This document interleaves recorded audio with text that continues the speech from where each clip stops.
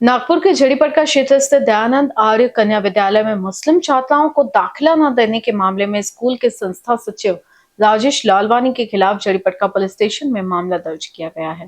हमारे पास गीता हरवानी जो प्रिंसिपल है दयानंद आर्य गर्ल्स स्कूल की, उनका परसों 14 तारीख को एक लेटर आया हुआ था कि उनके स्कूल में मुस्लिम लड़कियों को एडमिशन नहीं देने की सख्त हिदायत सेक्रेटरी राजेश लालवानी इन्होंने दी है, जिसके वजह से एक मुस्लिम लड़की को वहाँ पे एडमिशन नहीं दिए गए और धर्म के आधार पे वहाँ पे प्रॉब्लम्स चालू है।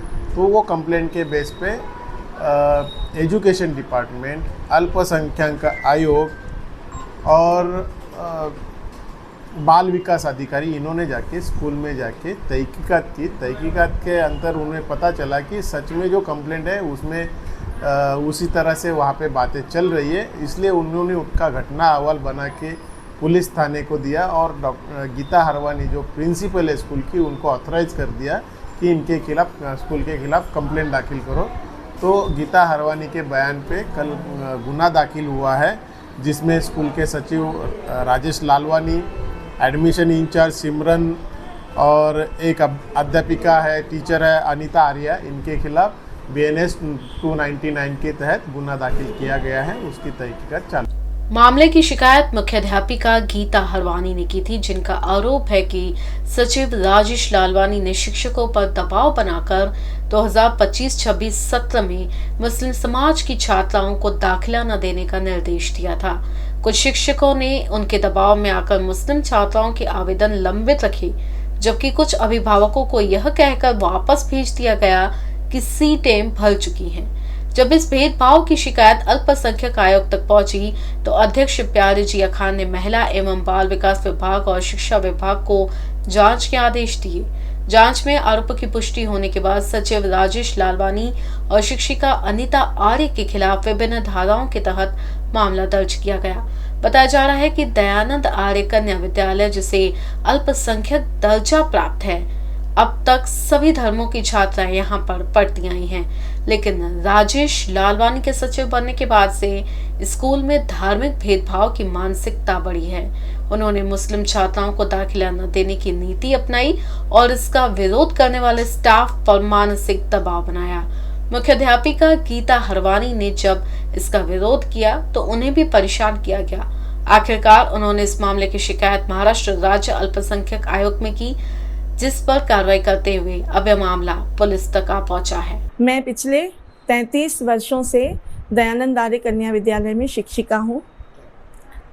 हम अक्टूबर-नवंबर महीने से ही अपने विद्यालय में बच्चे बढ़ाने के लिए हम बस्तियों में जाते हैं और उनको अपने स्कूल की विशेषताएं बताते हैं और हम उनको अपने स्कूल में दाखिला देते हैं और हर वर्ष हम ऐसा करते हैं।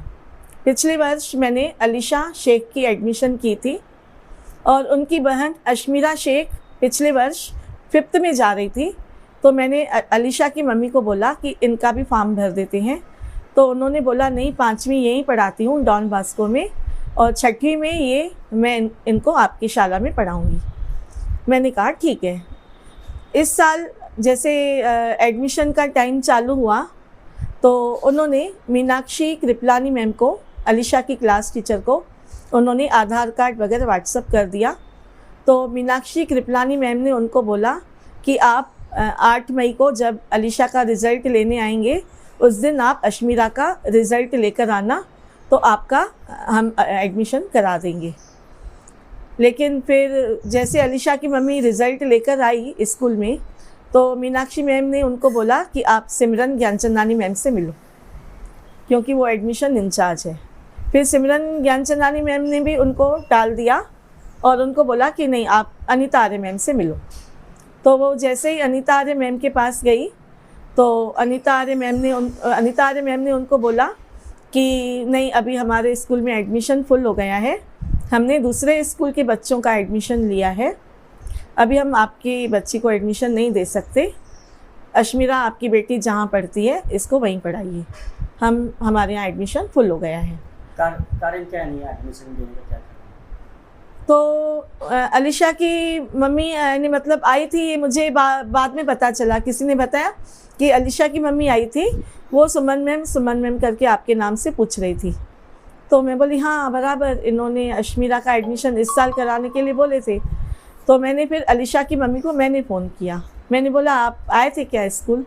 तो बोले हाँ, लेकिन वो तो बोले कि एडमिशन फुल हो गया है आपका, हम एडमिशन नहीं दे सकते क्योंकि हमने दूसरे स्कूल के बच्चों को ले लिया है हमने। तो मैं बोली ऐसी तो बात नहीं है। फिर मुझे भी ऐसे पता चला कि ऐसे नहीं ले रहे हैं, इन बच्चों को नहीं ले रहे हैं। वो एक दो टीचर से मुझे भी पता चला कि इन बच्चों को नहीं ले रहे हैं। फिर अलीशा की मम्मी ने बोला, नहीं उन्होंने मुझे बताया, बोला कि मुझे ऐसे पता चला है क्योंकि उनकी भी मतलब रिलेटिव एक लड़की उनकी फैमिली की वहाँ 13वीं में पढ़ती है, तो उन्होंने उसको बताया कि नहीं दयानंद में तो ऐसे एडमिशन फुल नहीं होता है, वहाँ पर तो लेते हैं एडमिशन, और अभी तो एडमिशन हो रहा है वहाँ पे चालू है।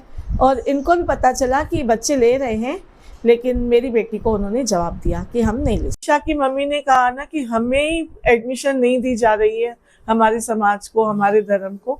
तब मैंने 2 टीचर्स को फ़ोन भी लगाया, एक वंदना मोटवानी टीचर को लगाई फ़ोन, तो उन्होंने भी बोला कि दादा राजेश लालवानी इन बच्चों को एडमिशन देने के लिए मना कर रहे हैं। राजेश लालवानी ने सबको आदेश दिया है कि इन बच्चों की एडमिशन नहीं करनी है, इन समुदाय के बच्चों को। उसके बाद सिमरन सामनानी मैम को भी मैंने फ़ोन लगाया, तो उन्होंने भी ऐसे ही बोला कि हाँ इन समुदाय के बच्चों को एडमिशन नहीं देनी है, ये राजेश लालवानी भैया सबको बोल रहे हैं मैसेज पास करो एक दूसरे को। उन्होंने भी मुझे बोला कि ऐसे क्यों कर रहे हैं। उन्होंने बोला मेरे पास भी एक एडमिशन है ये समाज की बच्ची की, लेकिन मैं उनको नहीं बुला रही।